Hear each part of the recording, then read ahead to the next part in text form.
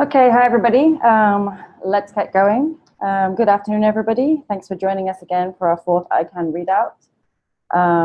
I'm Susanna Gray. I'm the president of the San Francisco Bay Area Internet Society chapter, and I'm here with my colleague Fatima Kothari, who's the chapter vice president. We're honored to be joined again by our friends over at ICANN, Chris Bandini, vice president, stakeholder engagement North America, and Joe Catapano, stakeholder engagement manager, North America. So Chris and Joe are just going to give us an overview of what happened at the latest ICANN meeting. But first I'm gonna hand over to Fatima, who will give a quick introduction about the San Francisco Bay Area ISOC chapter. And just a quick note, this session is being recorded. Fatima, over to you.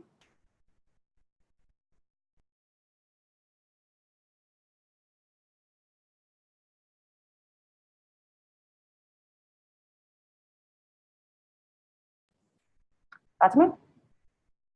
I can't hear you. Hi, Susanna. Can you hear me now? Yes. All right, sorry for flagging that. I was speaking on mute. Anyways, hi everyone. My name is Fatima, and I'm the vice president for the San Francisco Bay Area chapter of the Internet Society. For folks joining us for the first time, I'm going to kick off this webinar with a really quick introduction to ISOC and our chapter. So the Internet Society is a 25-year-old nonprofit based out of Reston, Virginia and Geneva, Switzerland. We support and promote the development of the Internet as a global technical infrastructure and a force for good in society. Our mission, as you can see on the right of the slide, is that the Internet is for everyone. And we really collaborate with anyone or any organization that shares this vision of an open, bottom-up, inclusive Internet. A few quick stats.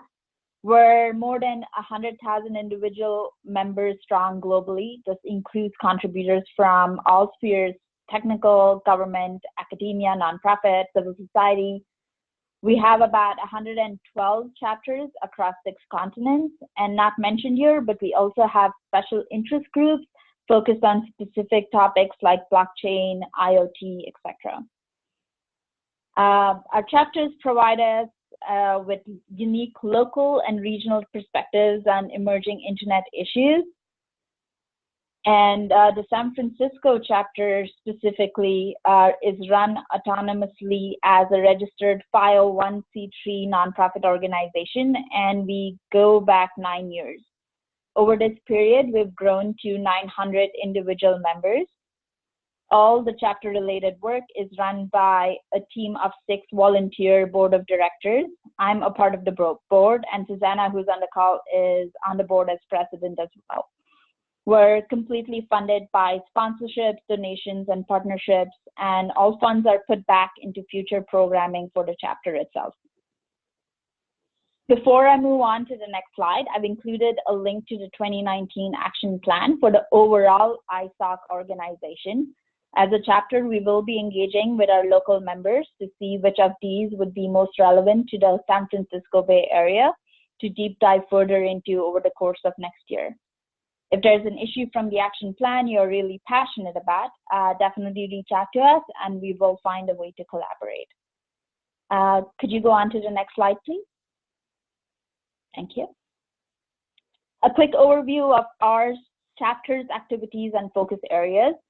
We host educational and networking events for our members about Internet-related issues such as cybersecurity, broadband access, IPv6, net neutrality, and much more. We also fund community ideas through Internet Society's Beyond the Net program for projects that are aligned with the chapter's focus areas, which I'll get into in a bit. And we're an active voice for the end user as part of NARALO, which is ICANN's North American Regional at-large community. Our focus areas include digital inclusion across access, adoption, and meaningful use of the Internet, access for all, which is in close alignment with our mission, increasing representation for women and other underrepresented stakeholders in the information communication technology ecosystem by providing opportunities, Internet governance, cybersecurity, and the Internet of Things.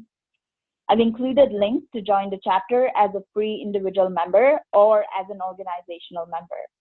And I will be sending out the slides to all registered participants as well, so you'll have these handy.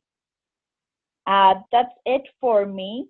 Any questions before I hand it over to Chris and Joe for the next portion of the webinar? And if not now, I can also be reached via email, which I'll drop in the chat box.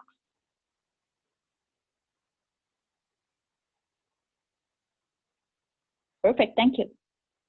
All right, thank you very much. My name is Chris Bandini. I'm the Vice President for North America Stakeholder Engagement. I want to start by thanking the ISOC Bay Area chapter, Fatima and Susanna and all of the members. This is a readout that we have provided on a number of occasions, and they've been among the most vibrant and active supporters of this effort. We have these readout sessions for you, so you need not travel to attend an ICANN public meeting. So if ICANN's work, which touches on many of the aspects of internet issues that Fatima was just describing, is of interest to you in your daily life or in your day job or for the company you work for or the organization you're a member of, we're hoping that these webinars are a way for you to ask questions, to learn about the issues, and in a smaller, more intimate setting, get to follow the ICANN issues. Please give us feedback on how it's working, and please throughout this, using the chat, please ask questions, and we'll leave plenty of time at the end. We would like to know more about how to make these compelling and interesting and certainly understandable for people both already familiar with ICANN and newcomers. So let me start out with talking about ICANN's role and mission. ICANN is the coordinator of the Internet's addressing function, names and numbers. As the name implies, the Internet Corporation for Assigned Names and Numbers, it has a technical function of making available addresses like domain names, which you may have purchased or registered yourself through a registrar, which is then in turn kept with a registry, which is then provided a master root directory by ICANN. Or you may work in a company that manufactures devices that requires numeric addresses, which we work through internet registries around the world to provide. So there's this very technical coordinating function of making the internet scalable by making the addressing system scalable. And though the founders and originators of the internet wanted everything to be distributed and independently operated, this was one part of the internet that needed central coordination. They couldn't find a way to decentralize it. So it's among the most important standards and protocols that allowed the independent networks of the internet to interconnect. In addition to this technical function, ICANN convenes a community. And so this webinar is to report on one of the public meetings of the ICANN community that took place last month in Barcelona. And this community makes policies for the innovation and evolution of these addressing systems. So the ICANN community is several thousands of people from nearly every country in the world. They are volunteers who work in what is a multi-stakeholder, bottom-up, and consensus-driven matter. By multi-stakeholder, we mean it covers every category from government to business to civil society to internet users to technical experts. By bottom-up, we mean that anyone with a good idea in any corner of the community can propose it for a policy development process, and if they achieve consensus, it goes forward as policy. So this community makes recommendations to the board of directors, which in turn ratifies it, and it becomes part of addressing policy under ICANN. Now, the ICANN organization, which Joe and I work for, is like the secretariat that supports all of these activities. We have offices around the world to support the global community, and we perform many support functions, operational functions, and policy development support. The way by which policy is developed involves a series of organizations called supporting organizations. Those are listed on the left side of the current slide. One is for the address supporting organization, which coordinates those numeric addresses that I referred to. The second is the country code top-level domain names. These are two-letter codes that you're familiar with that countries around the world have access to as a resource. .fr for France, for example, .br for Brazil, to name just two. The bulk of the policy output of ICANN comes from an organization called the Generic Names Supporting Organization. And generic top-level domains are those, again, which are after the dot, which are not country names. So the most famous being .com, but .org is another. There are many new generic top-level domains, as we'll see in a moment, that have been introduced into the addresses of the internet. So from these organizations, anyone, as I said, can develop an idea for policy. It's put into a report. There's public consultation. There is a draft delivered to the board and further consultation. And it's a pretty open, transparent, somewhat arduous process working remotely. These policy working groups develop policies which are advised at each stage by advisory committees, and these are listed at the bottom of the slide. There is one for the AtLarge community, which are ordinary internet users, one for security and stability experts that give advice on how policies affect the security, stability, and resilience of the addressing systems.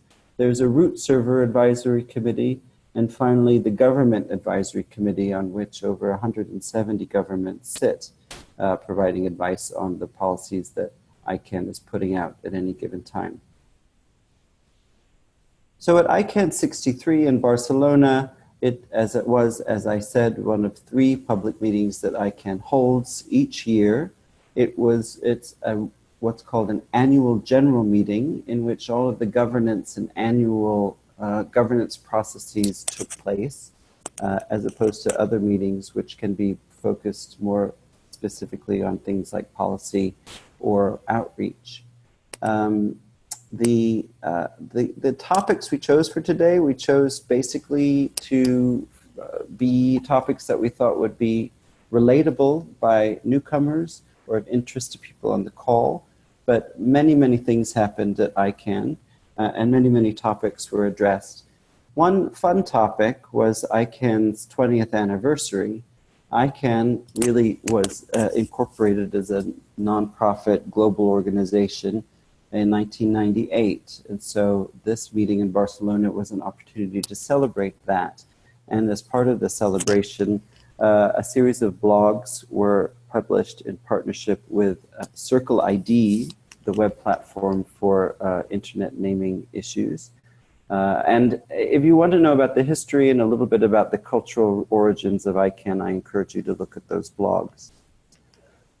ICANN 63 had nearly 2,500 people, about 2,360 checked in of the 2,500 who registered. Many more followed remotely. These meetings have simultaneous interpretation, and you can participate remotely if you have a connection, asking questions, making comments, and so forth. What was interesting about this meeting as well was that the government of Spain opted to host what they call a high-level governmental meeting, where ministerial-level government officials representing the digital ministry or the internet information and communication and telecommunications ministries, a number of them attended. There were 124 delegations and a couple of dozen ministerial level representatives.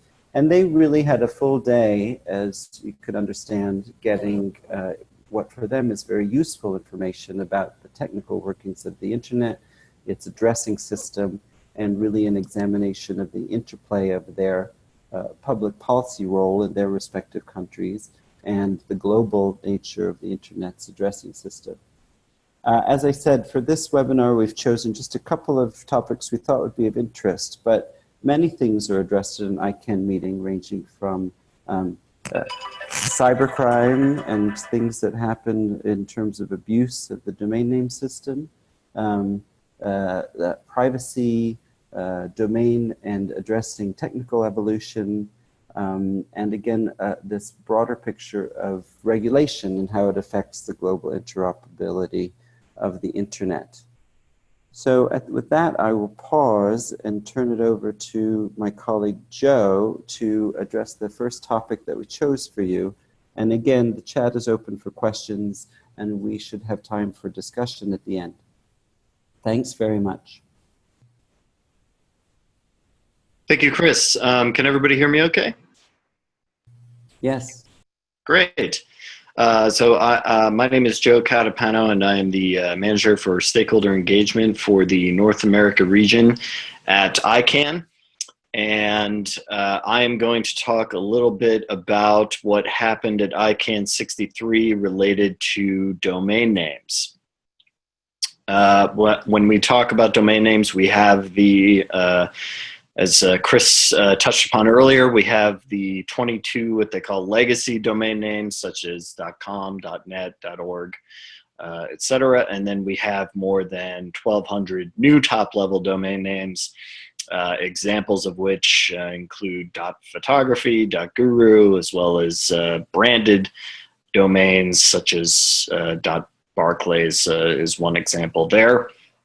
This slide shows a distribution of where the new generic top-level domains are coming from. So you can see the majority of them are coming from the North America region, and then many in the growing area of Asia Pacific as well. So there was a lot that happened at the meeting related to domain names. We'll touch on just a few of those, some of the more hot topics that happened. One of them was the subsequent procedures policy development process working group. And part of this is when we talk about subsequent procedures, we're talking about the first round of the new generic top-level domain program ended a couple years ago, and they're in the process of, the ICANN community is in the process of reviewing the program, seeing what worked, what didn't work, what should be adjusted before thinking of any kind of second round of new domains that might come out in the future. So the subsequent procedures working group met for a full day at the meeting. There are 5 work tracks to this working group. The most interesting of the work tracks is work track 5, which is devoted to the issue of geographic names at the top level, and focused on reviewing existing geographic terms and their rules from the 2012 applicant guidebook. The ICANN community developed a guidebook with the rules, regulations, and procedures for the new generic top-level domain program in 2012 that guides the whole process. And so this work track considered whether the protections that are in there required modification, and whether there should be more protections in the future, and the nature of the protections were also discussed. And work track 5 is working on its initial report, which should be coming out here shortly. We're about a month after the conclusion of ICANN 63, so we hope to see that soon. Excuse me. The working group also discussed and came to agreement on its supplemental initial report for work tracks 1 through 4. This report reviews topics additional to those found in its initial report, which already went out for public comment. I don't know if we mentioned, but in the ICANN policymaking process, there are several times in the process that policies come out for public comment, and anybody can comment on the policy. All of the policies are posted on the ICANN website in a very transparent manner. so people can have their input. And the working group kicked off a set of 3 subgroups that'll be responsible for considering the public comments to the initial report. And we have a link to the relevant recording and transcript. We should say that all of the, almost all of the sessions at ICANN 63 have recordings and transcripts available, so you can go back and actually see and read what transpired. The link of which for subsequent procedures is at the bottom of this slide, and we'll distribute these slides afterwards. Another domain name working group that had a lot of work done was the Rights Protection Mechanisms Working Group. This looks at, the title entails, protections for applicants for new top-level domains. They met for 4 sessions during the course of the meeting and reviewed proposals to some of the protection mechanisms, which include the Uniform Rapid Suspension mechanism, and there are a couple of others, the Uniform Dispute Resolution Policy and the what we call the Trademark Clearinghouse. With regards to the URS, it was decided that all proposals would be put into the working group's initial report. There was some talk about, how much support the community had for that.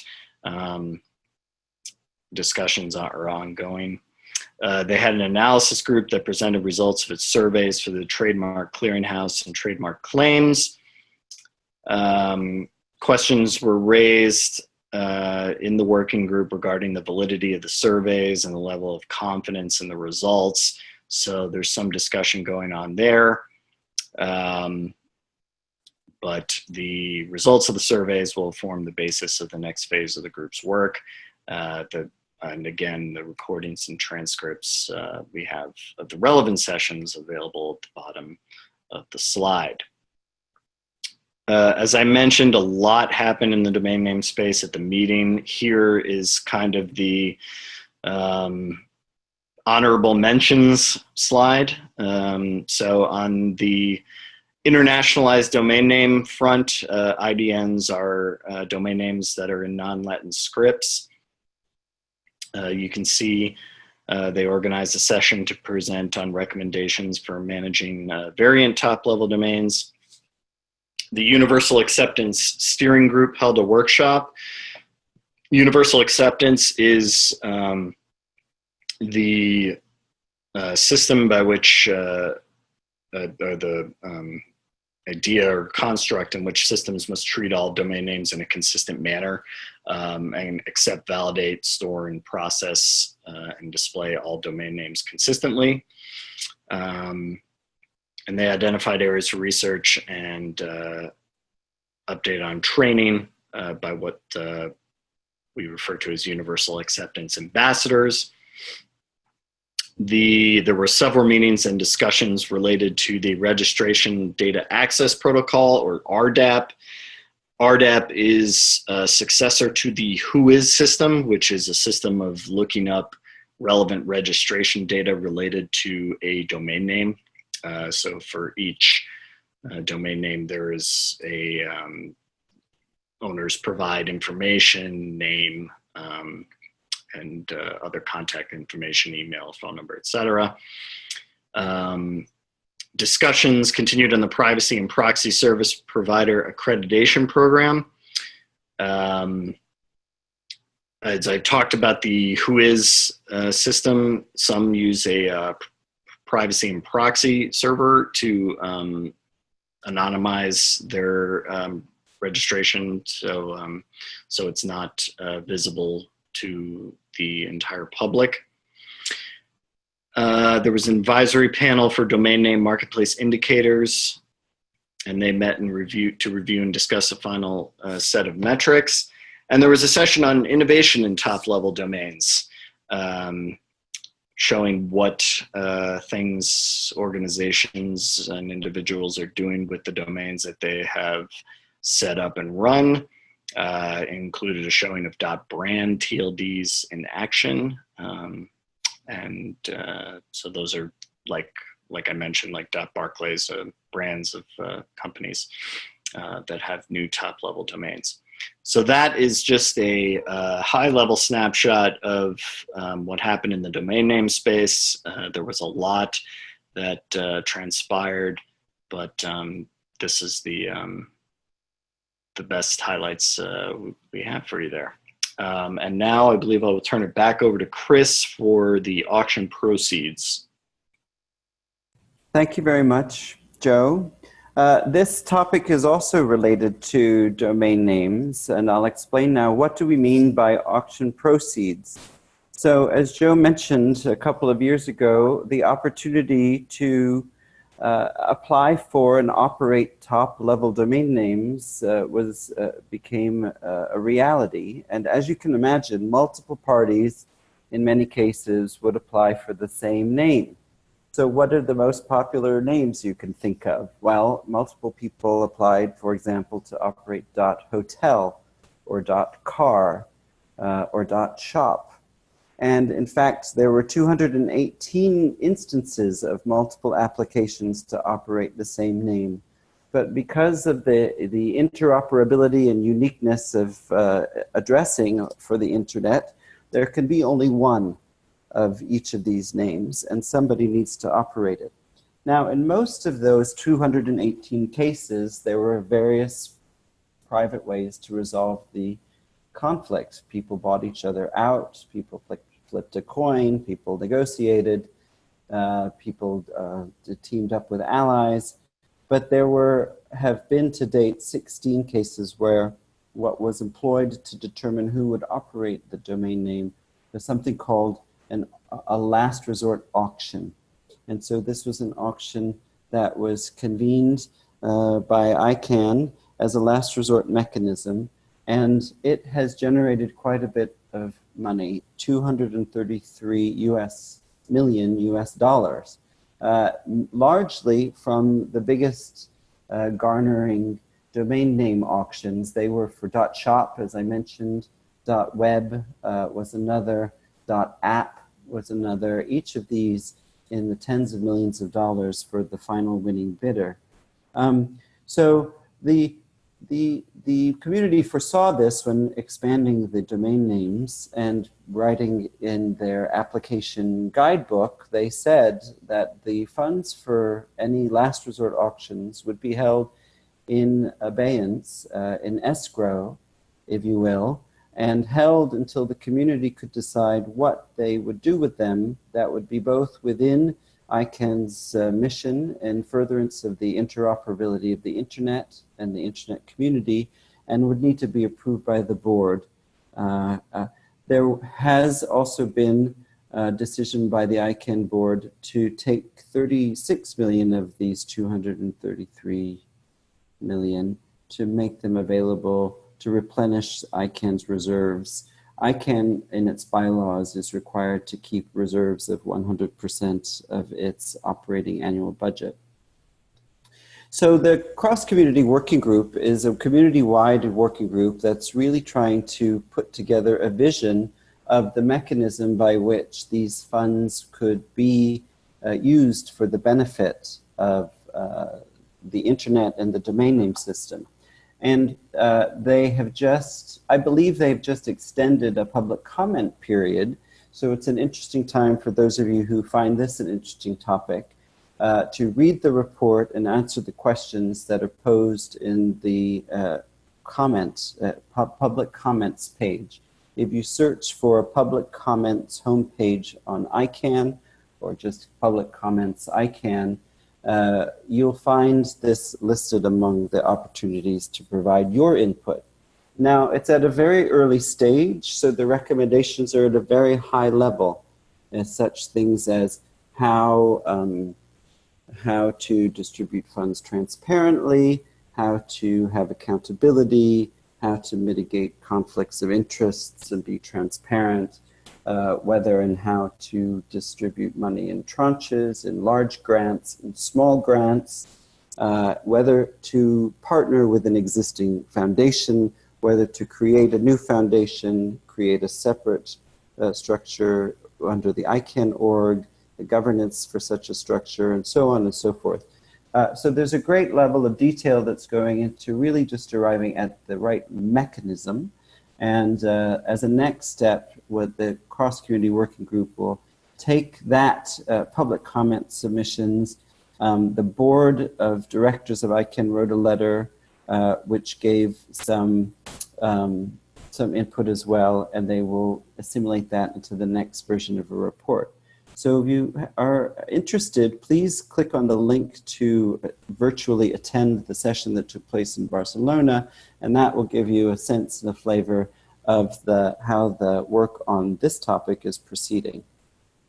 I'll stop there. I believe the next topic is an at-large update, which I'll turn to our friends in the ISOC chapter to deliver. Thanks, Chris. I just want to give a quick overview of what at-large is, excuse me, for those of you who are new to ICANN.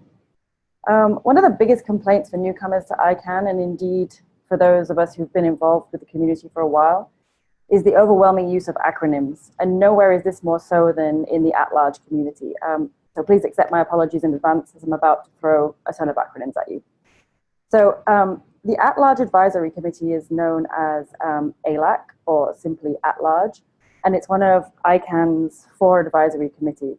And these advisory committees are called for in the ICANN bylaws, and their main function is to report findings and offer recommendations to the ICANN board.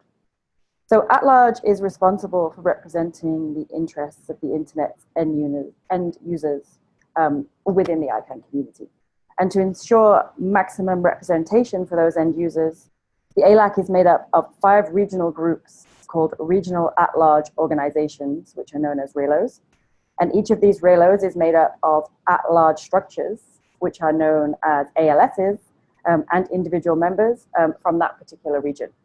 So the San Francisco Bay Area Internet Society chapter is an at-large structure, an ALS, and participates in the North American Regional At-Large Organization, which is otherwise known as NORALO. And this includes organizations and individuals in the US, Canada, and Puerto Rico. So if your focus is on internet end users rather than domain names, for example, or IP addresses, and you'd like to get more involved with ICANN, participating in at-large through an at-large structure, an ALS, like the San Francisco Bay Area Internet Society chapter, would be a good place for you to start. Right, so now you all know what at-large is. I'll just give a really brief update of what was going on in this area during the ICANN 63 meeting. So Alan Greenberg, who was the chair of ALAC, stepped down and was replaced by another longtime at-large participant, Maureen Hilliard. She's now focusing on making the ALAC's work more understandable and transparent.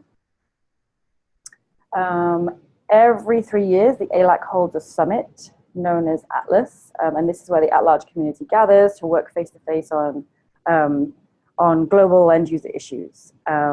And the next one, I believe, is in Montreal at the end of 2019, and plans for this were discussed during the ICANN 63 meeting. Another thing that was discussed at ICANN 63 was the follow-up to the joint ALAC and Governmental Advisory Committee, which is known as the GAC statement, on enabling inclusive, informed, and meaningful participation at ICANN, and this follow-up statement was approved. It's a follow-up to the original statement, and this original statement advised ICANN to develop, among other things, to develop a simple document management system and to provide executive summaries on key issues to help people get the information they need to be able to participate in ICANN effectively. The Outreach and Engagement Committee reported their results from their outreach work and will continue their efforts to get more people involved in the at-large community. And finally, the at-large Coordinated Policy Working Group discussed the current ICANN public comment initiatives that are ongoing in the community. So if anybody would like any further links, any links to further information on any of these items that I just noted, or would like any more information about how to get involved with AtLarge, just please let me know. And now I think back to Chris. Thanks, Talk to us about GDPR, everybody's favorite subject. Yes, so I'm going to try to bring it home with a very high-level treatment of a very complex topic, which I must say has been the headline topic for the last 2 ICANN meetings. So many of you may be aware that the European Union implemented a law called the General Data Protection Regulation in May of this year. And it was really designed to give European citizens and permanent residents of the EU more control and transparency and confidence over how data about them might be handled. It gives very clear definitions of who are the data subjects, as the citizens and permanent residents are known, the controllers and processors of data. And though in development for quite a while, it really got a lot of attention because it imposes some significant penalties for non-compliance. Now, in the ICANN context, you might recall that Joe and others have mentioned the system which formerly, or up to now, has been known as Whois, which is a way for any of us to research information about who has registered a domain name. And this system in the early days was really a purely technical exercise where if you or I controlled a relevant domain name or hosted a relevant server, we would give that technical information along with our contact information so that we could be communicated with in the event that there was a technical issue or a breakdown. And so all of this information continues to be collected at the time that you or I make a registration for a domain name, and the registrars and the registries with whom they register your domain names have obligations under contracts with ICANN to maintain the data about us as registrants and make it available to this distributed service, which is a way of looking up who's behind a domain name. So you can see how there would be a conflict between what the European law requires in terms of not sharing data to third parties and others versus the requirements under the Whois program and the ICANN contracts with the registrars and registries that make Whois work. So at ICANN 63, the community discussed the most recent issues and actually finalized a report which has just come out. And so it's very timely today. In fact, today was the day that the public comments on an interim report opened up. Before I get to where we are today, let me back up. As I said, this really started at ICANN 62. The ICANN community had to the generic name supporting organization launched something called an expedited policy development process. And why did they do that? Well, they did that because the ICANN board of directors had been obliged to do something called a temporary specification in the contracts that it has with registries and registrars, in order so that these registries and registrars would not be falling afoul of the European law, and yet the specification asked them to continue to collect data on those who are registering domain names without making it publicly available. So that's, again, a very high-level description of what the board decided to implement as a temporary measure to adjust these contracts to help registrars and registries remain compliant with the European law. Now, you'll remember at the beginning we said that ICANN policy comes from bottom-up, community-driven processes. So for the board to do something in a very top-down way, by fiat, if you will, according to the bylaws, means that it can only be temporary and requires that the community come up with a way to ratify and approve that. And so there is, in fact, a very representative policy development process going on with each of the segments of the ICANN community representative, and they have worked very hard to develop a charter, to develop questions. The biggest question is really, is the temporary specification appropriate? Could it be an official ICANN policy, or does it need to be changed or adjusted? And as you can imagine, it's very complex, because at the same time that this is going on, various parties are in communication with European data privacy regulators to try to get feedback on what might bring the WHOIS system into compliance with the GDPR. And there's also a debate about who is responsible once there's any decision made on the accessibility of the data, who would be responsible as sort of being the keeper or the gatekeeper or providing the access, because that's quite a big responsibility and exposes that party to all kinds of liability and responsibility under the European law. And it's not just Europe. In Brazil, in India, in China, in a number of countries, there's emerging legislation that's very similar.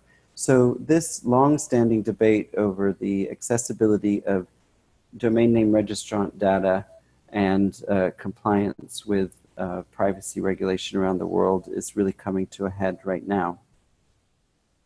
So at ICANN 63, the expedited PDP team met 4 times. They came up with responses and additional questions. They listed a series of recommendations, even those for which they have not reached consensus yet. And they have really structured the public comments this time around in a way that asks you very specific questions about your opinion and asks you to cite rationale behind your opinion. But these questions range from the purposes of, why and what data should be made available, what's the legal basis for making data available, what data elements could be minimized or omitted or reduced, and what the legal basis for sharing with a third party might be. The European law does give some opportunities to share data, but under very limited circumstances. The team created workbooks and again are really mapping each data point with these particular questions. I think that just to highlight on the next slide, the debate between natural persons versus legal persons, which are organizations or companies or others, is one that's garnering a lot of attention. The geographic application, because there's a de facto extraterritoriality effect of the GDPR, and as I mentioned, the definitions of access. So the public comment, as I mentioned, we're in a very intensive time. It's a 30-day public comment period that kicked off today. It will not be extended. There is a recording of the webinar that took place today, which I will place in the chat.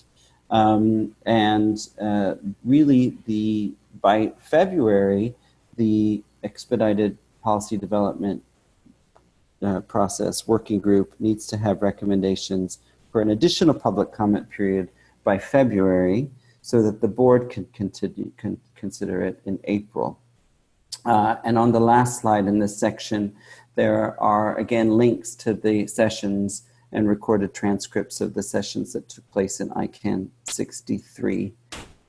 Sorry for that was a little lengthier than I thought I would need to be, but it's, as I said, it's very complex, and I'd be delighted to take questions in the question period on this topic.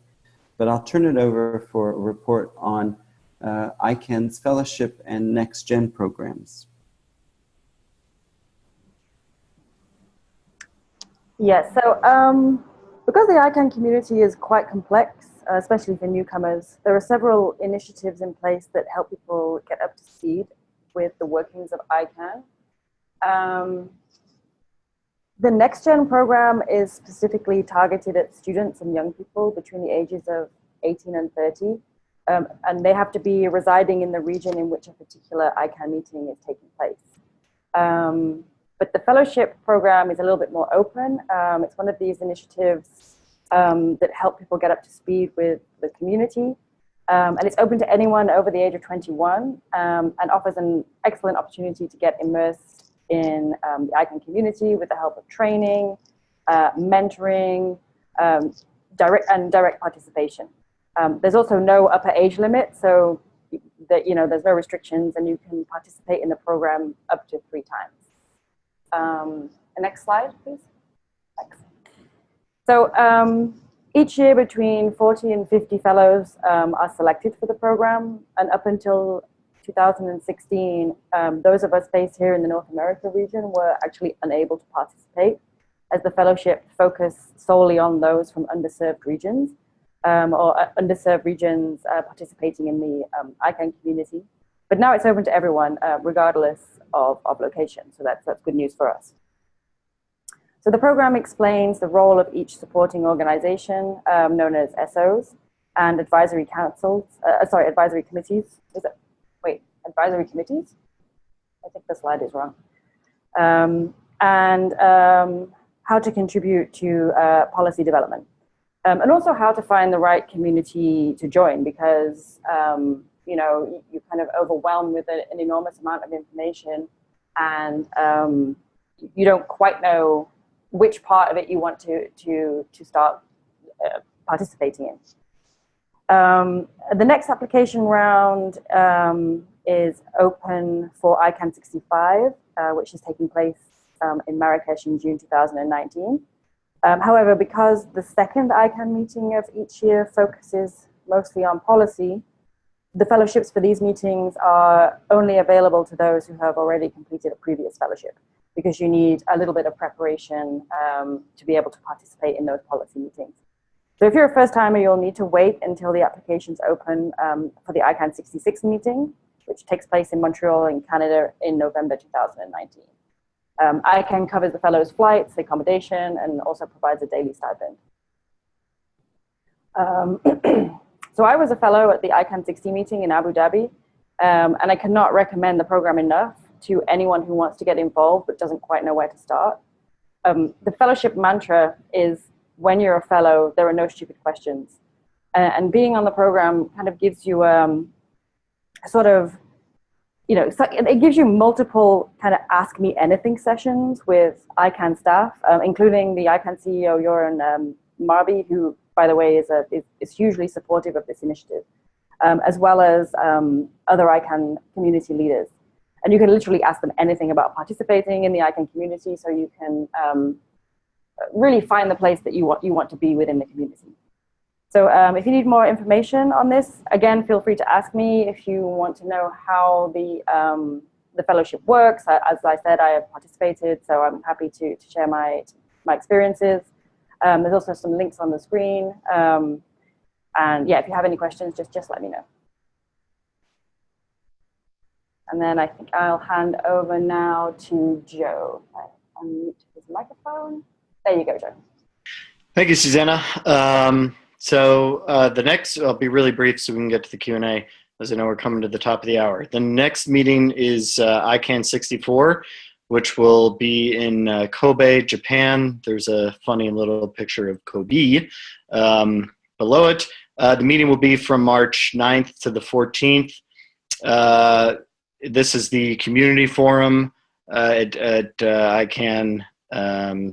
So it's a little bit of a shorter meeting than the annual general meeting, but a little bit longer than the policy forum that Susanna was talking about.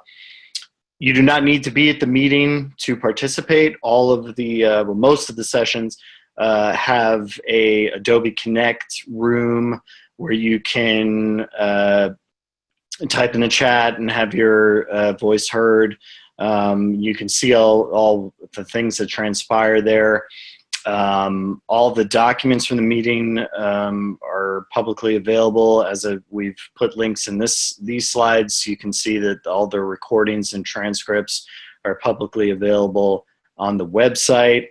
You can go to the COBE meeting page there for more details on that.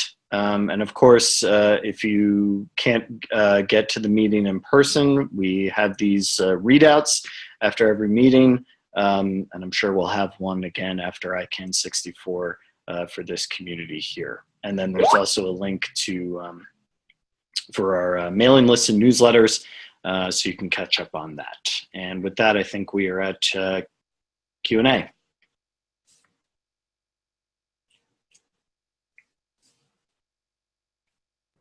Thanks, Joe. Yeah, so if anybody has any questions about anything that they've heard, now's the time to ask.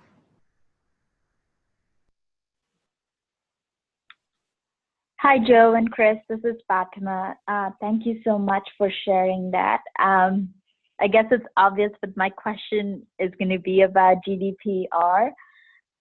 So you mentioned that there's a temporary specification as an interim measure to bring the existing WHOIS regulations in line with the GDPR.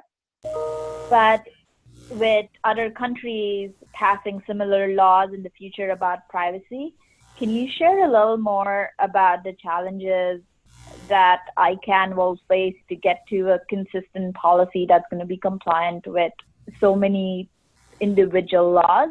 And what do you foresee as the biggest roadblocks? Hi, thanks. It's Chris, and I really appreciate the question.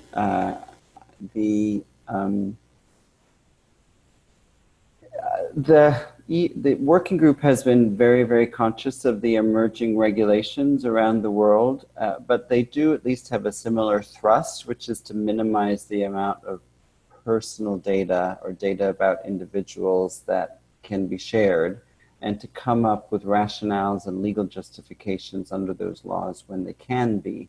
So, but if you think of the many, many dozens of use cases, and these were all recorded as an initial step by the team working on this, it could be anything from people investigating crimes that are committed using internet domain name tools, or cybersecurity, the propagation of malware, but also crimes related to intellectual property, piracy, and others, in addition to what has always been access that was required by people just needing a technical contact to let somebody know when their site might be down or there's a technical glitch.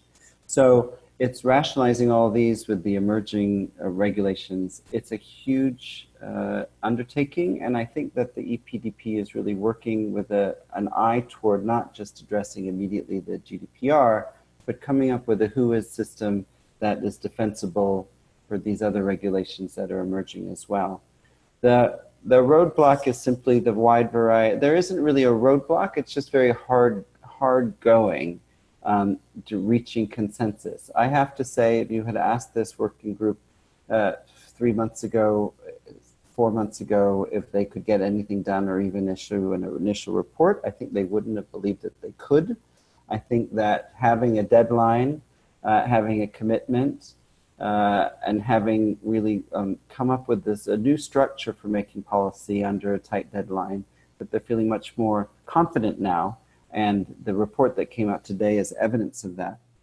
I haven't found the link to the webinar yet, but I will send the link to the public comment period, and I will certainly ask for Susanna and Fatima to share the webinar link afterward.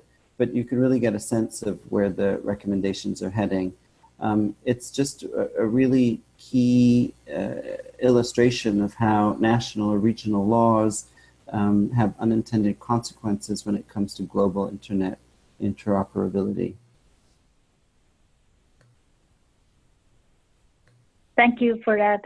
Yeah, we will be sharing the webinar link, but I'll definitely be deep diving into this a little more because it's personally of interest, and I'd definitely like to know more. Great. And I do want to say, if people have questions about other topics that we didn't mention on the webinar, we've chosen what we thought were interesting topics, but if you have other issues or just general questions about ICANN, we have a couple more minutes to answer those. I think, Jolie, you have your hand up. Yeah. I'll take my headphones off. I have an echo. Yeah, I wanted to ask about something that wasn't mentioned, which is the community evaluation process for new GTLDs. It was a little controversial because stuff like .gay got turned down. I thought I heard there was some kind of process going on. Can you comment on that? This is Chris. What Jolie is referring to is the process in the new generic top-level domain expansion program, whereby it was recognized that not just deep-pocketed applicants should have access to these resources, but maybe communities of interest should also have access as well. And so there was a point system that gave recognized communities a little bit of a head start in terms of being evaluated as to who should operate a domain name. There's been quite an ongoing debate around a few of them, one of them being .gay, which has been appealed through ICANN processes several times based on an applicant that sought community, a designation as a community. I don't have the answer, Jolie, on what the latest on that is. I think that there were just a couple of these community designations that were being appealed, and I don't know what's bubbled up to be considered by the board, but I will get that information, and perhaps we make that a topic for a future webinar. Yeah, I was more interested if there was some review of the actual way that the process worked. Yes. Okay. So potentially what you're referring to was what Joe was reviewing, which is there's a working group on subsequent procedures. And what does subsequent procedures mean? It means if the domain name space is expanded again, will the rules need to be changed? And the working group has already identified community designation as an area in one of its work tracks for discussion. And so to avoid the kind of contentious and appeals that happened under the last expansion, I think they may revisit how communities are defined, who is the definer and validator of those definitions and so forth. Thank you. Okay, any more questions? I believe Amolik's hand is up as well. Amolik, do you have a question?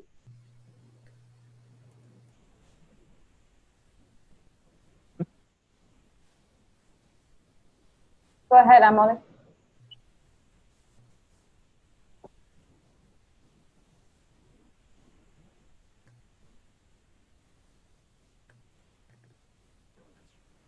I don't see Amolik having a mic. If you're talking, we can't hear you. No worries.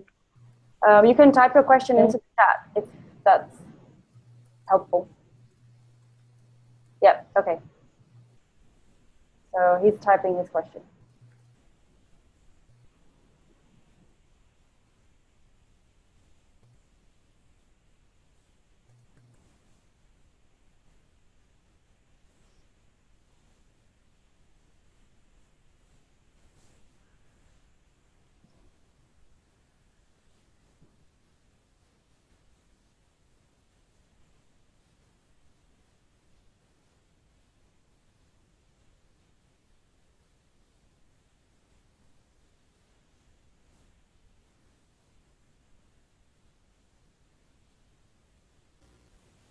Okay, so I believe the question is, earlier in the slides, I saw that GDPR applies to EU citizens and residents.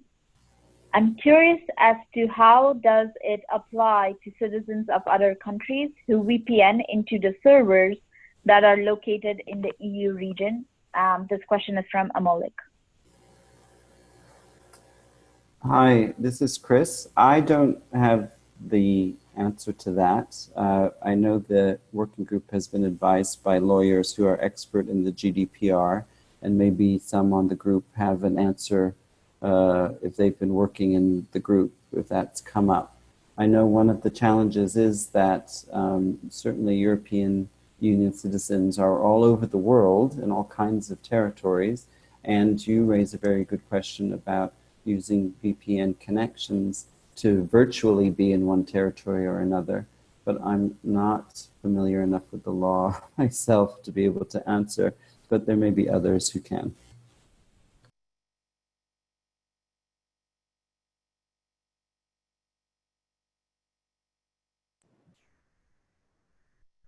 So not sure anybody on this call is qualified to really answer that in depth, but we can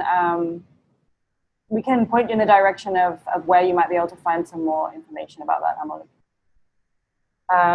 Okay, so we're at 1:05 now, as we started 5 minutes early, 5 minutes late, sorry. We're now on top of the hour. So unless there are any more questions. Sebastian? Yes, Sebastian, thank you very much.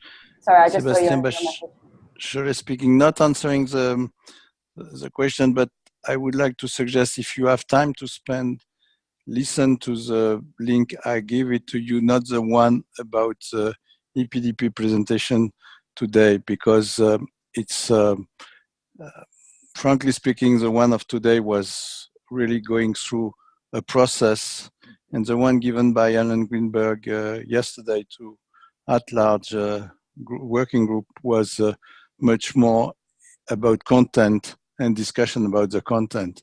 Therefore, if you are interested in the content, what it's done at the EPDP, it's better to listen this recording, not the other.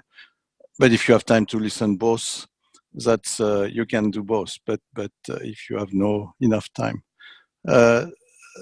Second point, and I'm sorry, but I need to come back to one thing that you say, the AtLarge summit, was held in each 5 years. The first one was in Mexico in 2009, the second one in London in 2014, and we are trying to organize one, hopefully, in 2019 in Montreal at the end of the year. And of course, participation will be welcome, both present in Montreal or online. I would like also to thank you for organizing it. I think it's very, very useful for people. I hope that next time you will have more participants and more people who are not, who have less knowledge about what ICANN is doing, because I saw that a lot of people are with a good level of knowledge. But and thank you for the presentation. Thank you, Sebastian. Yes, so I mentioned that the Atlas, which is the AtLarge Summit, occurs every 3 years, but that was incorrect. It's actually every 5 years. So thank you for pointing that out. I think unless we have any more questions, we need to stop here. Thanks again for all taking the time out to join us this afternoon, and especially to Chris and Joe for providing this excellent roundup of what happened at ICANN 63. As Fatima has already noted, we'll definitely be publishing the recording of this session on our website. I hope it's all been really useful to you. I know quite a few of the participants today are ICANN regulars, but we do have a couple of people who are absolute newcomers on the call today, so I hope that the information has been useful to them. And I look forward to seeing you in a few months' time for the ICANN 64 readout. Have a great afternoon, everybody. Thank you, Susanna, and thank you, Chris and Joe. Thanks all. Thank you.